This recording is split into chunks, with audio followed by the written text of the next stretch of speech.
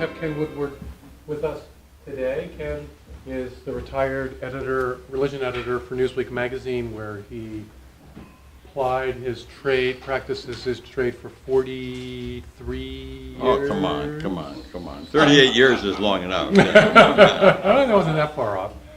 And before that, a newspaper writer in Omaha, Nebraska, where I spent 20 years. And you were there for 3 years.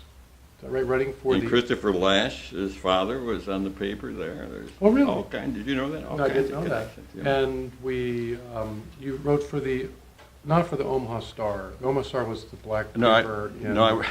I wrote for a weekly. So I went from a weekly to a weekly. And what was the name of the paper? The Omaha Sun. It was the Omaha Sun. And toward the end, Warren Buffett bought it, kept it alive. They won a Pulitzer Prize the year that Woodward and Bernstein won theirs for investigative reporting. And our little paper got the major award, and Woodward and Bernstein got a made-up award. But you had already long gone by then. Why did you get to tell them that? I wanted to take credit for that. But you laid the foundation. Absolutely, I laid the foundation. Yeah. So Ken and I share the Omaha experience, which I cherish. But anyway, it's his book that we want to talk about, Getting Religion, Eisenhower, the era of Eisenhower to the era of Obama. Actually, it's the age of Eisenhower because he was an aged guy. And you right. can't use age twice on a subhead. So I put the era of Obama, and somebody who's a smart aleck at Northwestern University said, I want to know the difference between an age and an era. And I don't know the answer to that, so anybody, don't ask it because I don't know. Well, it should have been from the era of Eisenhower to the epoch of Obama, right? All right, so what I want to just sort of ask you a few questions. So early on in the book, you introduced this notion of embedded religion. And later in the book, you introduced this notion of movement religion. So what is embedded religion, and how does it differ from movement religion? Well, embedded religion is the way that most people get religion. They get it from their family. The neighborhood supports it. There's usually an ethnic and a geographical component. If you're in Wisconsin, you're probably either Catholic or Lutheran. Mm-hmm. If you're in a small town in the South, where there's more Baptists than there are people, then that's probably what you are. If you're coming from, Idaho and Utah, you know what you're going to be. And that's the way religion wasn't something that you chose to do. It's something that came with the territory, is what I argue in the book. And and that's one kind of religion. It's a religion of place. It's a religion of nourishment. I talk about growing up in concentric circles of belonging. And part of that was the town I lived in, the neighborhood, and so forth. Movement religion comes into play in American history. Well, I shouldn't say that. It comes to play in the second half of the 20th century with Martin Luther King. Mm-hmm. So there, it's the movement that's important, and you may be a Unitarian from Massachusetts, you may be a Catholic from California, whatever, or no religion at all. What matters is the movement. So it doesn't matter where you came from or what label you wear. It's the movement that brings people together as brothers and sisters, forging, bringing history into being. It's a very strong and powerful feeling. I should add footnote 1 and 2.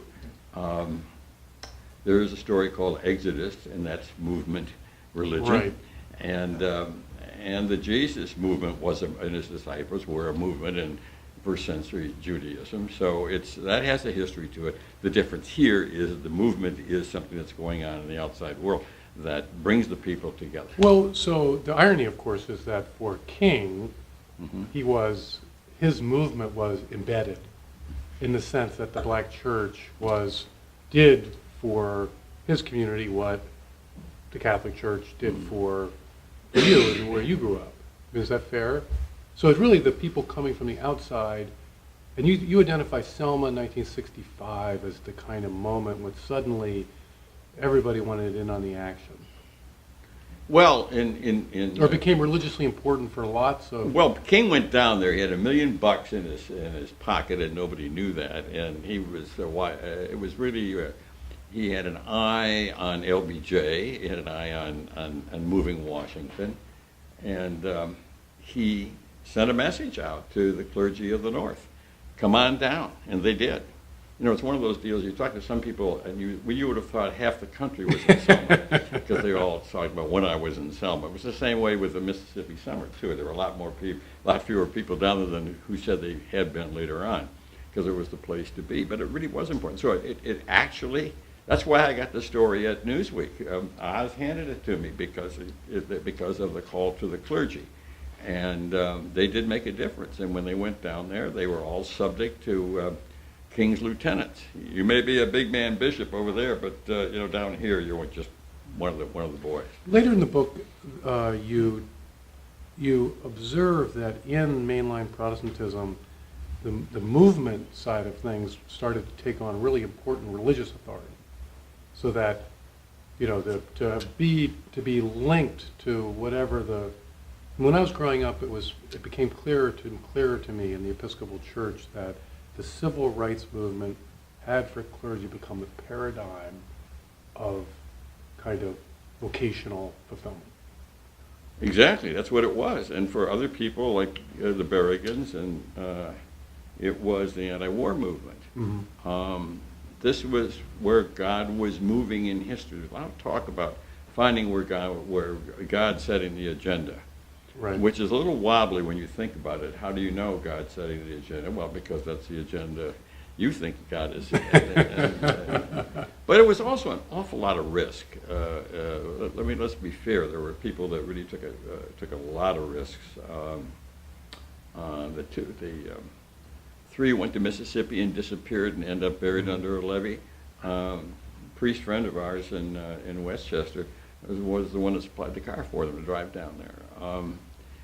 It really, You always felt that... there was risk taken that religion didn't require of you normally, and these were those kinds of times. So I can understand how they felt that way. It just as a certain arrogance went with it in some cases later on. And there was a desire then to find the next movement that had that kind of fusion of religious urgency with immediate salience to the moment, the historical moment. It certainly is. I was a civil rights reporter in Omaha before I came to Newsweek, and I got to tell you, you felt in that humble role, because the conservative newspaper, the World Herald, was not covering it at all.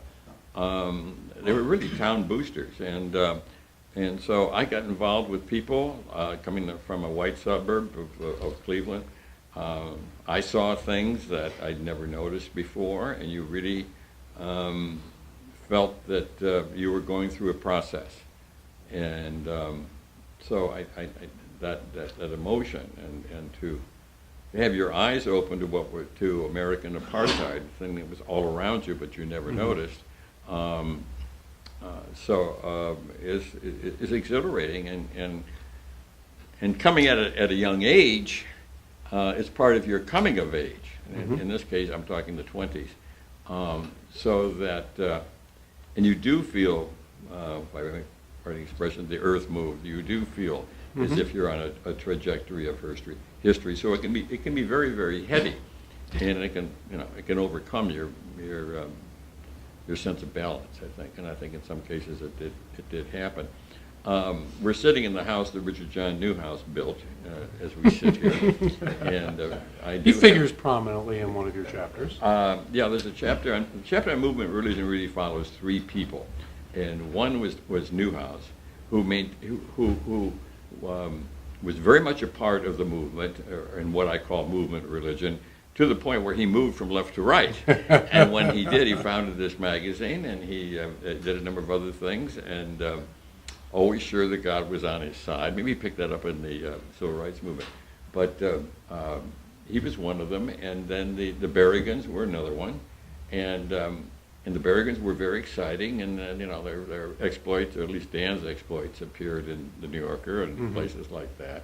and the FBI was chasing him and so forth. But But the way that you depict them, though, that there was a kind of restlessness, because you talk about your review of Daniel Berrigan's memoir. The New York saying that there was Times, a Sunday New York kind Times of asked me to review his autobiography, and he was Yeah. something of a hero, he was a daring do guy, and all the rest of this, and so forth. And then I read this autobiography that he wrote. It was me and my brother against the world, and I'm going to say mass only for the people in the movement, and all this kind of stuff, and the arrogance, and then within the movement, they had sort of sacramentalized the movement by throwing blood on draft files and so Right. forth, and they dared the rest of the people to come with them. Even William Sloane Coffin, who was the Yale chaplain, who was very big in the movement, sort of backed off. Thomas Merton, who had been a eminence grise in the background, backed off a little bit from the Berrigan. So. Well, it seems to me one of the strengths of the book is that you really get at that in a later chapter when you talk about Est and things like that, that there's something in the American personality that really wants to transform stuff into a religious thing, so that protest politics, the king was, of course, the master of that, because he saturated so much of civil rights movement in biblical language. But you go on to observe that became part of the American ethos, protest movement as a kind of sacramental experience of transcendence. Yeah, ordinary life is ordinary, and movement is excitement, and and challenge, and it can be very intoxicating, and it's a hard high to come down from. And then you get into the intractable things. I mean, after all, there were treaties and politics that solved, that ended the war in Vietnam. It wasn't, Right. It wasn't, all the demonstrations and so forth. So, well, anyhow, that's one of the forms. Another form was, what I do, if you look at the book, the word Protestant, Catholic, or Jew does not appear in any of the chapter headings, because I use these phrases like movement religion, in which various kinds of people from various backgrounds participated, embedded religion. Another one for evangelical, I don't use that term, so I use entrepreneurial religion to show the connection, the deep historical connection, as well as the embedded connection Right. in the second half of the 20th century between free enterprise capitalism and evangelical Protestantism. So this is a way, these are categories are meant then to have the reader think in different ways, and it enables me to make the connections that I think really belong between religion, culture, and politics. So that it becomes, for me at least, and I hope for the reader, a real history. These are not separate realms. These were enmeshed realms. And this was, one of the arguments I make at the outset, that this was the most volatile period, religious period in American history. Now, historian friends of mine will say, well, what about the middle of the 19th century, 1820s to 1850? Second Great Awakening, Right. You get Mormonism, you get, it's just a Oneida combustible community, period. lots of utopian religious community And shakers. also going back to the sources, so you get the disciples of Christ, and it's basically Protestant history, because we're a Protestant country. But it contributed a lot to populism and expansion of democracy among all classes.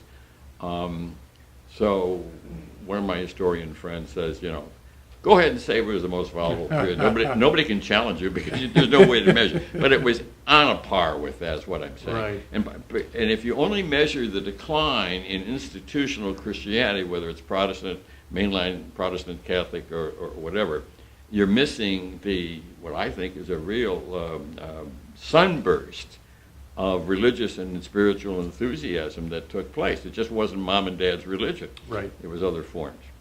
Right, because you in the section on what I would call the kind of post-Christian spirituality, it was a wonderful reminder of some of the stuff that was very kind of in the 70s and has completely been lost to Well, there's a history. real I mean, there's a real connection. But that's a sense that, Yeah. right, these were the children of people who were from the embedded world, right? They were, but the baby boom, to realize at the end of the 1960s, half the people in America were 30 or under. Mm. Margaret Mead thought they were a whole new breed, but then she changed her mind. But for a while, she thought they were so different from their parents. Mm-hmm. And as soon as they got to grade school, they needed more classrooms. Got to high school, bursting at the seams. Got to colleges, they end up sitting on the lawn. The numbers just overwhelmed a lot of those institutions. And then there was the drug culture. I mean, when I was growing up, only jazz singers did drugs. And here it was everywhere. And there's a story. This is mostly stories. All this history is told through stories. But I remember Timothy Leary saying, what is it, tune in, to drop out, all of that. And Tune in, turn on, drop out. Exactly. There was an evening with God here in the village, and there was Harvey Cox from Harvard, and trying to look with it, he had professor's shoes on. That's all I could look at were his shoes, and the socks that go up like mine do, and so on. He didn't belong with Timothy Leary, who was in a gauzy white Indian outfit, and then there was Dick Gregory. He would burn his draft card at every session. Was it made of asbestos or something? I don't know. It was a miraculous card, I can tell you. I think I burned so many times. There was a lot of this. They wanted almost anything, and the most benign way of looking at it is that they inherited religion, the embedded religion, and so forth. And this was the opposite of movement religion.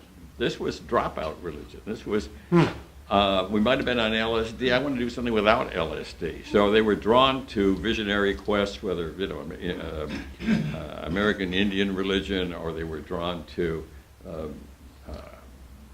Indian gurus that want transcendental meditation. Can you believe you can get a course in transcendental meditation at Harvard? And at some medical schools, people don't remember that, but it was endorsed by all kinds of scientists and so forth, which was the kiss of death, because then a guy at Harvard decided you don't need to go through all the religious stuff to get the same effect. Right. But there was a lot of I did ideas section for about 10 years at Newsweek, and having done religion, I could see how a lot of the social sciences, and I think in the 70s and 80s it was more psychology than anything else, was trying to get at the same sort of mysteries of life, including death, that religion addresses. Right. I agree. I think the 50s sociology was the queen of the sciences. Exactly. And most of it was 70s Marxist. it was psychology. Yeah. Yeah. Well, to that, there is a kind of, you talk about the therapeutic, you mentioned Philip Reeve, there is a kind of care of the self that becomes very, and you mentioned Christopher Lasch here. You said Lasch and Coles were kind of guides for you as you wanted to sort of think more deeply about the social. Yeah, they're really important. And one of the things about both Robert Coles, I don't know if his names register with anybody here or not, or Christopher Lasch, were that they were not peggable as liberal or conservative. They were this really, really interesting mix. Well, they were worried about the loss of the embedded. They were, and in different ways. Well, how so? Like, I know Lasch, he was worried that the bonds of affection that hold people together are necessary for any kind of solidarity to resist manipulation by the market or by government. Yeah, and I think he understood, without using the phrase, mediating institutions that Newhouse and Berger wrote about. A little pamphlet. It was really very important for me. Mediating institutions being those institutions between the individual and society and the government, and that Tocqueville talked about, and What was Coles? Huh? What was Well, Coles. What did he teach you? Well, he taught me to laugh at the social science building at Harvard. He goes, that's what's matter with it. That's what's wrong with this university. That's what's wrong. William James Hall and whatnot. Because he was trained as a psychiatrist, who and he was terribly influenced by Erik Erikson and Anna Freud but Erikson in particular, in connecting what's going on inside of you with what's going on outside. And that was the great contribution of Erikson. Wrote a cover story for him on Newsweek at Newsweek. And Back up. A big So fan. you thought what Erikson helped you think about was how Erikson one's helped internals- Coles see that what's going on outside in society impacts what's going on inside the individual. And so he tried, he went south got, you see, these are his lines, got to know. It's always very kind of loose. The kids were asked to integrate the schools at Little Rock. And he followed them. What was these were tough experiences on a child. What were the effects of this long term? How did they handle what we in one kind of language, in Aristotelian language, what virtues, in psychotherapeutic, what ego strengths did they draw on, and so forth. Last time I saw Bob, he was doing exactly the same thing in Nicaragua, where he was looking at these young Sandinista recruits. They were 14, 15 years old. Those are the ones who were fighting the Contras. What was the effect of this experience on these kids? So, in other words, the insides and the outsides, long-term effects, and so forth. But he also had a wonderful sense of, he was a friend of Dorothy Day's, and he didn't commit the sin of substituting the world of therapy and the world of psychology and psychoanalysis for the world of spirituality and the world of religion. I think more than anything else. He held forth on that quite strongly and saw the strengths of people, Dorothy Day being one of them. Let's go back to, we haven't talked about Catholics, really. We talked about Berrigan Brothers, but the church, the Catholic Church. Yeah. 1960s. As I read that material, I was struck by how often the word crisis crops up when talking about Catholicism in the 1960s.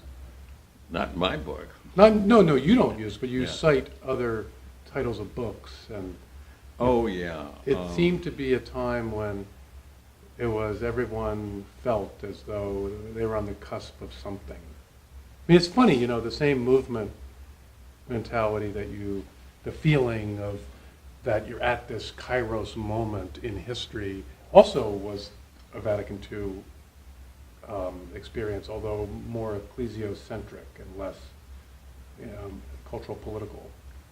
Well, one of the advantages of doing a book 50 years after all these things happened, or 40 years, is that you do get some perspective. And it was Pius XII had talked about having a council, because Vatican I in the middle of the 19th century, which shaped the modern church so much, introduced the idea of papal infallibility, all kinds of things.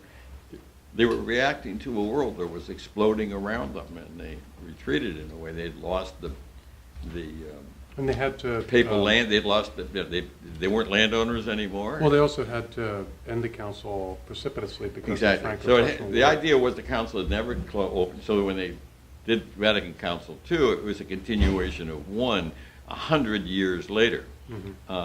And they even had Protestant and Jewish observers there. Wouldn't have happened in the middle of the 19th century. And I remember one guy saying to me, "Oh God, you guys did such a good job. Look how much change you did without even changing doctrines and all this sort of stuff." And I said, "Hey, Catholics only do it once 100 years, for crying out loud. And you guys are trying to do this in every 4 years? It's not. You can't do it." No, it was a real change.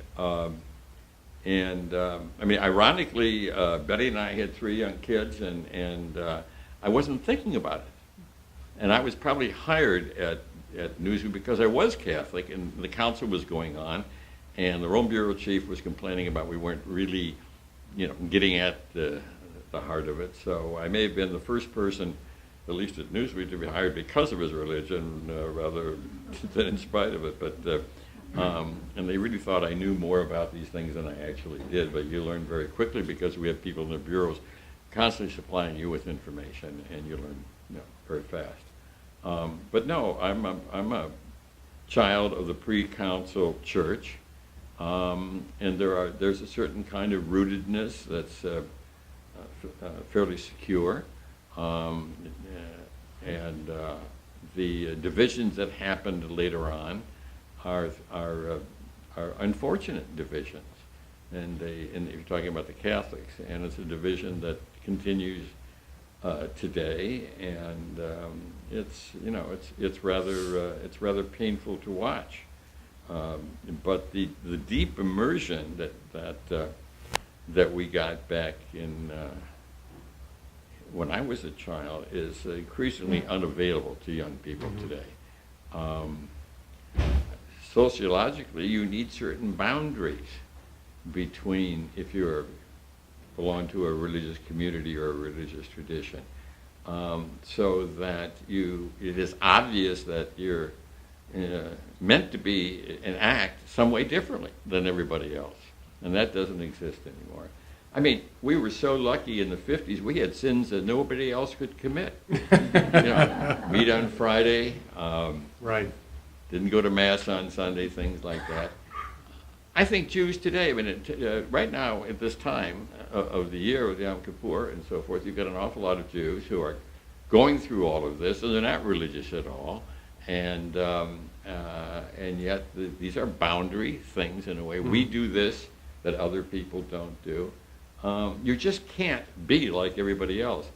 One of the things I don't talk about in the book, by the way, trying to know what the difference between the young people growing up today and the young people in the past and so forth. The outside world is, via media, is much more intrusive. Too much intrudes on young people's lives. There's no place to hide. There's no place to get away from. And they're not even disposed to do that sort of thing. There's no place to sit back and gather. The world is too much with them, is really what it amounts to. And I don't think I'm being nostalgic here, where we just didn't have that. We didn't have the internet, but we also didn't have television when I was growing up. And I might have complained when they first came along and my dad didn't get one, but the fact is that part of it didn't come at us so much. And really the engines of advertising and so forth that go with it, the advertising started way back when, but I mean it was in this country in the 20s, but the engines of what do I want to say, consumption and so expanded so much with television, and I think more and more on it. I have a little argument in the book for those of you who like these kinds of arguments, but I stand up strongly for the 50s, the culture being much better than the culture of the 60s. And I have a whole, anybody who wants to argue with me, they're all in these pages, and it's a very short argument. All the writers, Saul Bellow, Cheever, Salinger, Updike, Roth, Saul Bellow, all these people were 50s people. Civil rights movement started in the 50s, not in the 60s. The art scene, the New York School, really was the big break to say, in effect, innovation begins here in this continent in art, and we don't have to look to Europe anymore to do it. Music, at least my kind of music, and jazz, classical music. Yeah, more those people. Citations. I mean, the stats on. Yeah, they're kind of. Yeah, I love these guys. I can actually remember them. But there are more people went to classical music theater productions than went to baseball games. Right. And by quite a bit, as I recall from the statistics. And the T.S. Eliot came over to give his famous lecture on the function of criticism, and he did it at the University of Minnesota. 15,000 people showed up. They had to put it in a gymnasium. Your Dana Joy isn't going to get that kind of an No, audience. no. I'm sorry. It was So what was going on there? I mean, part of it was, is Well, that you know the what- big boom economically meant that, middle-class people could actually, they wanted to engage these things. It wasn't not just for the people A at lot the of very top things. of A lot of society. things were going on there. For one thing, when Mr. Slavic and I were going to school, 12% of people our age got college degrees. 12%. Right. And you didn't have to go to college to have good jobs and all the rest. There was a kind of aspiration among those who didn't go to college to look up and say, gee, if I did go, these are the things that that cultured people do, and they could participate in it. Well, Philip Reef said that in traditional cultures, people identify up. Yeah. And in the therapeutic culture, people identify down. And so you want, if you are a tech billionaire, you want to dress like a dock worker. But when people went to baseball games, and David they Brooks wrote a shifty, book they would about that. dress up. What was Brooks's book? The Bobos? Yeah, Bobo's in Paradise. Yeah. A lighter version of the same argument. Yeah. Well, in the epilogue, Huh? this is where you kind of, you return to this. You've got your defense of the 50s, and then there is a kind of element of, there's some kind of lament about what's been lost, and you bring that out in the epilogue. And my distinction here is that you reflect on the embedded self, back to your notion of embedded. But here it's not embedded religion, but it's really because you've worked on themes, politics, culture, and religion. It's the embedded self and the kind of floating self. You don't use that term floating, but that's the kind of term that came to me. That's that juxtaposition that you think, well, if you have to choose between a society, you want to go for the embedded self, not the floating self. Well, the way I described it in the beginning of the book was feeling like I belonged to concentric circles of belonging. Mm-hmm. And that's on the one level, family. We didn't have, we weren't ethnic in the sense that there were a lot of people, we weren't ethnic. And my father was Protestant and my mother was Catholic.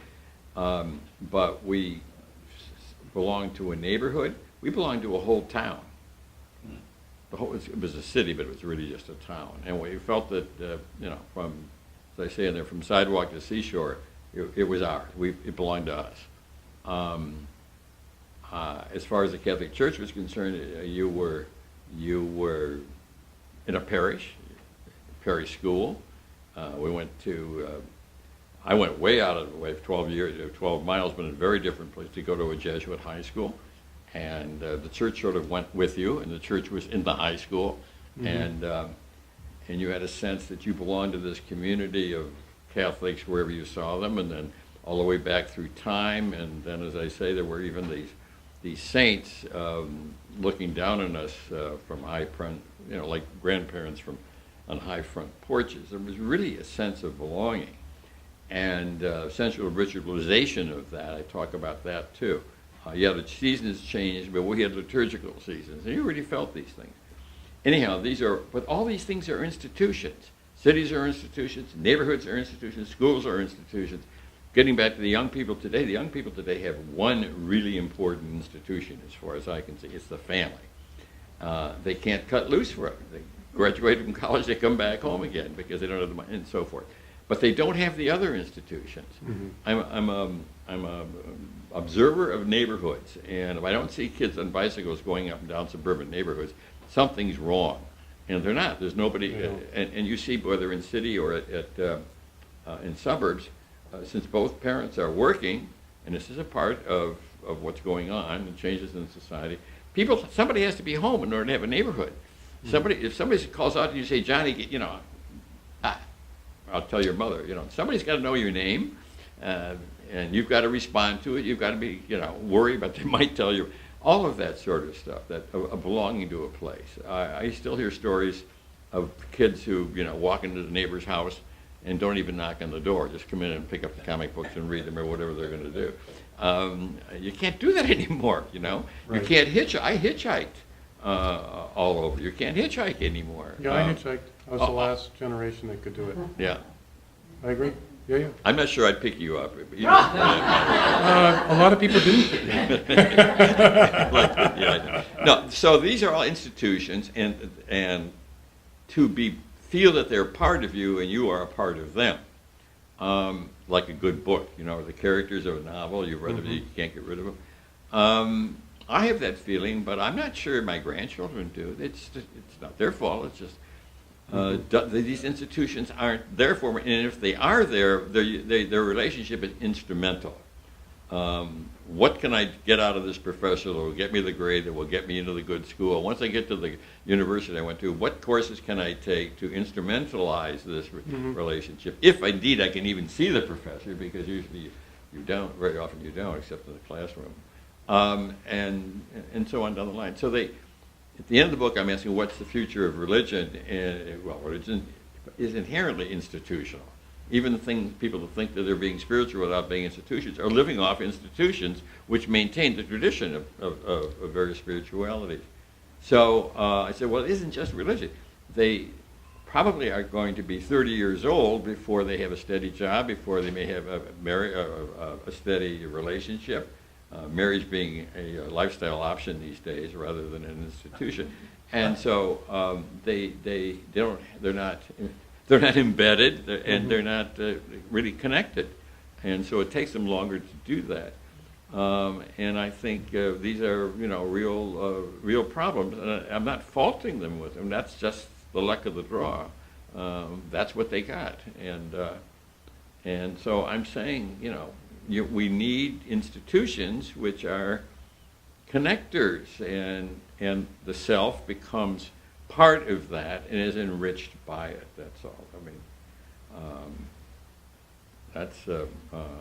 that's what I worry about at the end. And your colleague Mark Borline has written well about grade inflation and the lack of relationship between students and professors, except for some people who are really very lucky in that.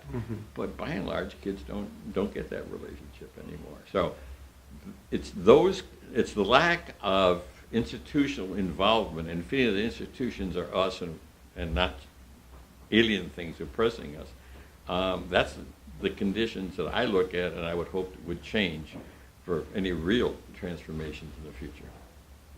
Final question before we open up for the audience. Given that, which I think you're right, so I see the trajectory of my lifetime in the same way. But in the land of the blind, the one-eyed man is king. And will the churches and the synagogues actually wind up becoming the one thing that, because people, they do endure, and however damaged they are by the same deinstitutionalization of life? Well, I think I say at the end of the book, and this is not just my own thought, I have looked at the polling data and so forth. I would say maybe, first of all, there's been a winnowing effect. The 50s that I talked about, it was easy to be religious because that's what you were supposed to be, the culture supported it. Now it doesn't. Now you've got to make a choice. And I think that should be stimulating. And there's a winnowing effect of people who identified as religious, and the nods are saying, I don't have to do that anymore. Right. I have no connection with this. I don't care about this sort of thing. So in a certain way, it's a very healthy phenomenon. And the embedded, the connection that I enjoyed, and a lot of other people did at that time, and found it supportive and enriching the sense of self and all of that. It's going to have to be recovered, ironically, on an individual. It's going to be more choice. People are going to have to choose. They're going to have to say, this is something I think is good for me and everybody else. I think Yuval Levin calls them unchosen obligations are the most actually enriching. And we're in a paradoxical situation where we have to choose now our unchosen obligations. Yeah, so, that's a good. I wish I'd thought of that. Could I borrow that for the edited edition? Isn't that what journalism's all about? That's right. All right, questions.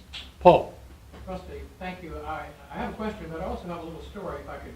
Stories? It goes back It's a to book of stories. 1989, the 200th anniversary of the French Revolution, a big reception in Paris, and among the honored guests was the Chinese ambassador to France. And the Frenchman asked him, he says, Mr. Ambassador, in your opinion, what have been the consequences of the French Revolution? And the Chinese ambassador paused for a second. He said, it's still too early to tell. And so I'd like to ask you, I lived through all this stuff. I remember it greatly. I love the 50s. Eisenhower, you haven't mentioned him. But I would ask you, what have been the consequences of the tumult, the placidity of the 50s, and the tumult of the 60s, particularly with reference to the influence of, say, Vatican II on the Roman Catholic Church, and above all, the decline in the political and economic power of the mainstream Protestant denominations, because in the 50s and 60s, what mattered was whether you were Presbyterian or a Methodist or Lutheran or something like that, and you don't hear those things much anymore. So, have a shot. Well, for decades now, the growth in American Protestantism is non-denominationalism. We don't want labels. We want Bible churches. Yeah, Bible Yeah. churches. No, you see the names. I mean, I talk about one the church in there in California. It was a Southern Baptist church in California, and they found out through survey work that the term Southern Baptist was a downer, so they changed it to the community church of whatever. Right.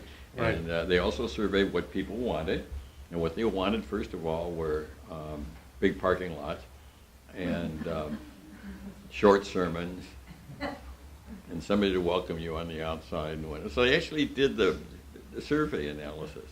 I don't know if I can answer all of those questions that you're talking about there.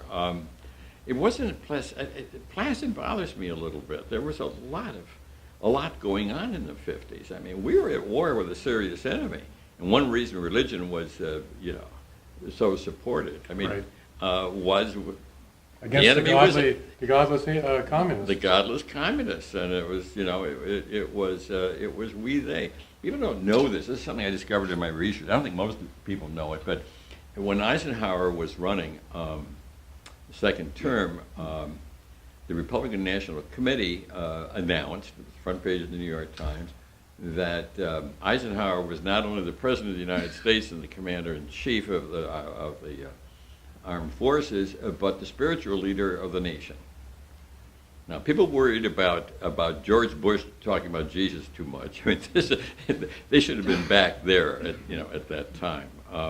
No wonder Eisenhower remained Billy Graham's favorite. Did Billy Graham visit the White House when Eisenhower was in the White House? Yeah, he was preaching to the nation to be saved, and he was preaching to the choir. Well, I can tell you this. You got to tell you some stories here, because this is really what the book is all about.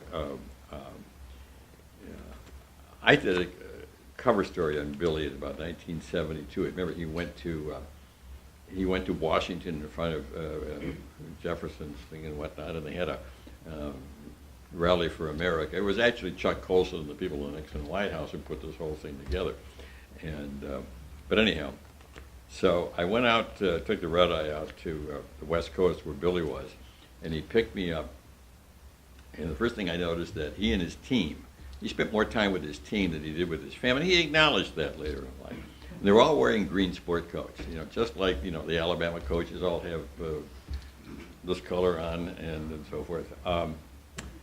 And the car was green, and the first thing he told me, he says, this car, he's the guy that owns the car outfit lets me have the car anytime I want. I get it for free, and so we drive to where we're going to go and so forth. And Billy gets out of the car, and I remember we haven't met before. I've had letters from him and whatnot, but we haven't met.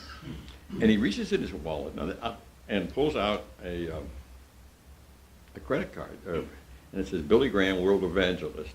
And he said, Willard Marriott gave this to me. This means I can stay in a Marriott hotel for free, any place in the world. Well, my father was a salesman. My two brothers were salesmen. I know they like their perks. And no matter what you said about Billy, and he was named Salesman of the Year for I don't know how many decades, he loved his little perks. So I'm out there, and I haven't been to Mass. It's Sunday. I took the red eye, and I was thinking, will I make Mass today or not? I don't know. Billy, you been to church today? No. He said, I'm on the road. I don't go to church. Well, I can understand that. I mean, who would want to, you got your parish and your congregation, and in walks Billy Graham, and suddenly you have to preach to him. So I can see a little bit of that. So Billy doesn't go to church with other folks. So, except when he's home, and then he goes, like Bush Jr., he goes to the church of his wife's choice.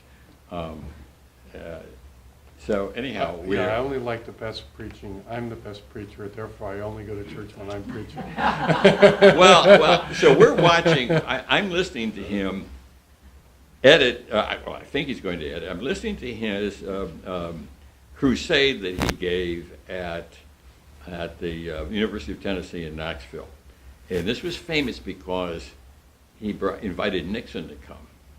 He was enabling Nixon midterm to get more Republicans. Nixon invited all the Republicans from the surrounding states to come. And I remember they played How Great Thou Art, and the camera showed in on these two guys. Were we talking about Billy, or were we talking about Nixon, or were we talking about God? You couldn't tell. So anyhow, I said to him, well, Billy, listening to yourself preach, what's going through your mind? What are you thinking? And he says, I don't think about me. That's not me up there. That's somebody that the Spirit of God is speaking through. So I said, holy shit, he's been to church after all. I've been listening to him. So it is after all. Well, then you go on and make the observation that that was when you realized that for Protestants, the sermon is a kind of a sacrament. Yeah, I think I also thought to give a lecture that if you ask what part of the sensorium or another way, what activity brings you within each different tradition close to how do you experience God, and what part of the sensorium does that? Well, and go down through not only Protestantism, Catholicism, but you can do it with Islam and Judaism. Well, with Judaism, it's food. Mm-hmm. I'm sorry, it's the eye. I would think it was food, but it's eye, because you're taking the Word of God in and it's study. Catholics, it's food, it's eating and drinking. That's what the Mass is all about. The Protestant tradition, especially the evangelical, is oral experience. And it's the ears and the mouth. And yes, I was at this conference at Westminster Theological Seminary, the conservative little seminary outside of Philadelphia. Yeah, God, this guy gave a 75-minute lecture. I know. That gets you right into heaven. That's bypass purgatory. No, it's really real. I mean, the line I used, and Billy's talking about that, I suddenly realized I used a sacramental notion out of the Catholic tradition, but it's the word made. It's a flesh-made word. Yeah. Flesh-made word. It really the preacher brings a sense of Christ's presence there. No, and if you don't feel it and you haven't experienced it, you haven't been to church. Right. And I think it's really important to realize that, and not to make light of it. Yes, I suppose I tend to read. Well, I used to tend to read books or the Bible during sermons because they're really so bad. But no, this is very different. And they call it into being. A very funny man. Who's the guy down at Duke University, the Methodist? Stanley Hauerwas? Stanley Hauerwas said, we taught at Notre Dame a lot, and he put it in a little different way. He's Methodist, and he said,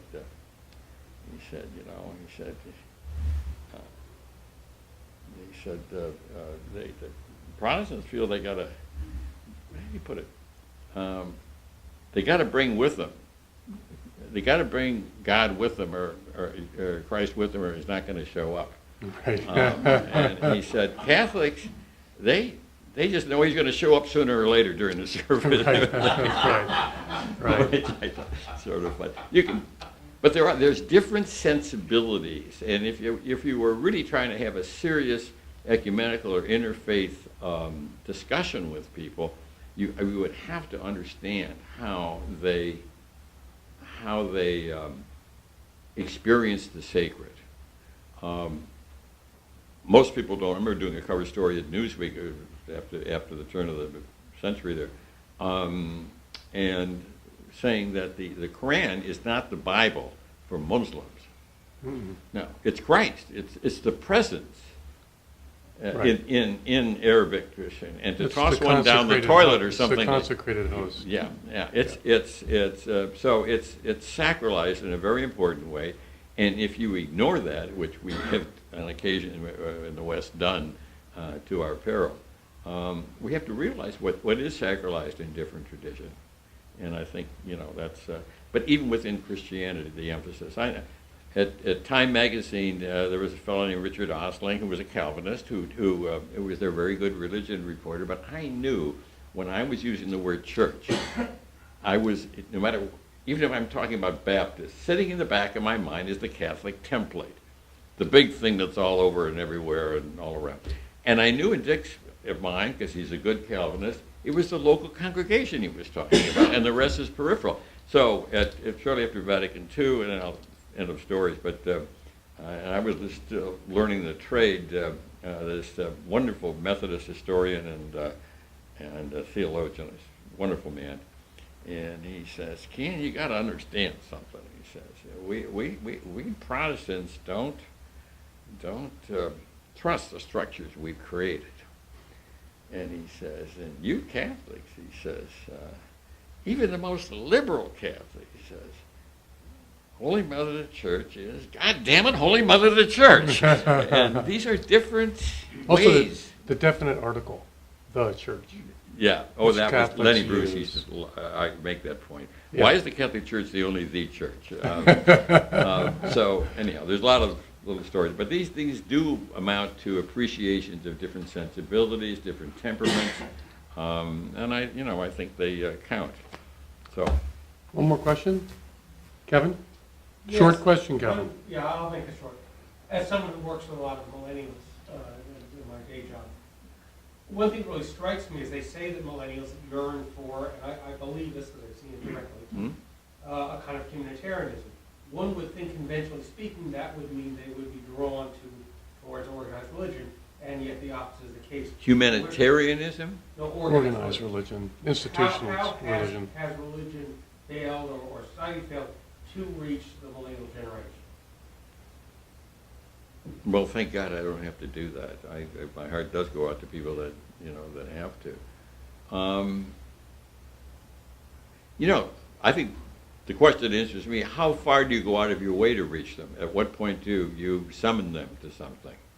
Two different modalities. That's a good point. And at a certain age, you're not going to reach them at all, unless you reach their group, their family. When I don't know what age you're talking about, but why do they suddenly? Why traditionally kids didn't get involved in religion once they left home and went to college, and didn't come back to it until they had children of their own, and suddenly there's somebody they care very much about out there in the world, and they're Right. vulnerable, and suddenly they're not thinking about themselves.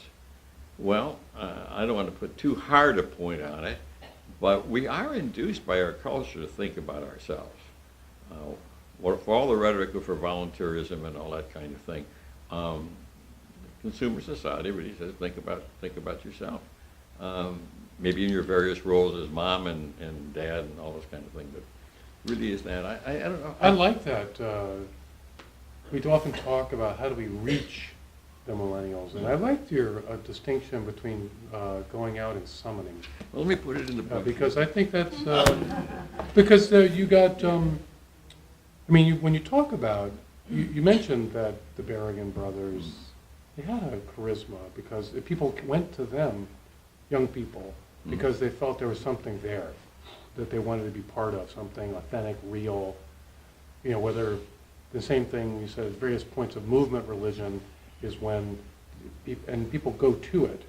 The movement religion doesn't go to people come to it, right? Yeah, they do. So King summoned people.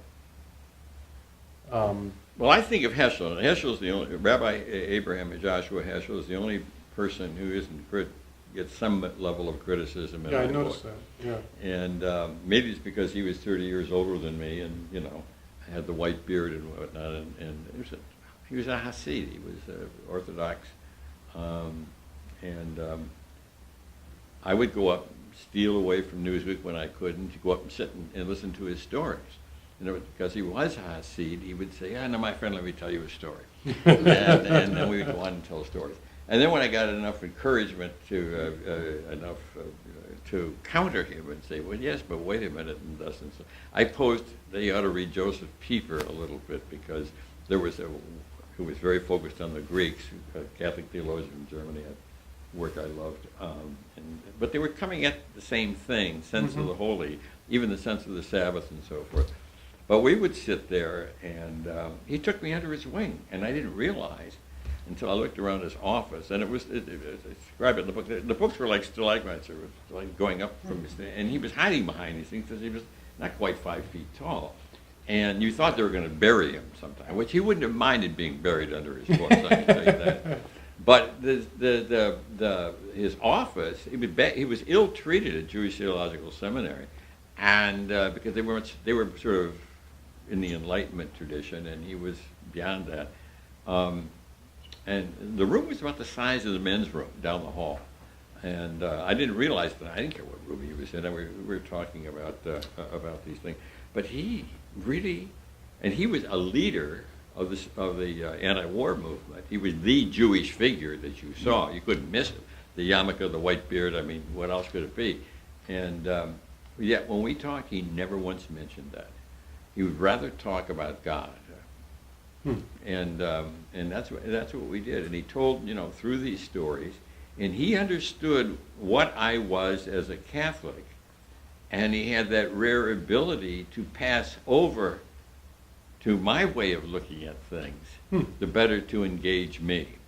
Now, that's the formal pedagogy of my friend John Donne, who just died at Notre Dame. That passing over and back is really important to him. Heschel did it as a matter of course, and he was really quite good at it, so that when he met Thomas Merton in Louisville and driving back to the monastery, they said, hello, good, glad to meet you, whatnot, about 2.5 minutes of formalities, and then they got down to real stuff. Because and he taught me that people who are deeply rooted in one tradition are much better able to understand people who are deeply rooted in another tradition. Whereas if you're floating on the surface, you're not going to really grasp it. And so he's, in many ways, the most remarkable person I met. Well, thank you very much. And we're happy to sell copies of Getting Religion to everyone in this room. At least 2 copies for every person.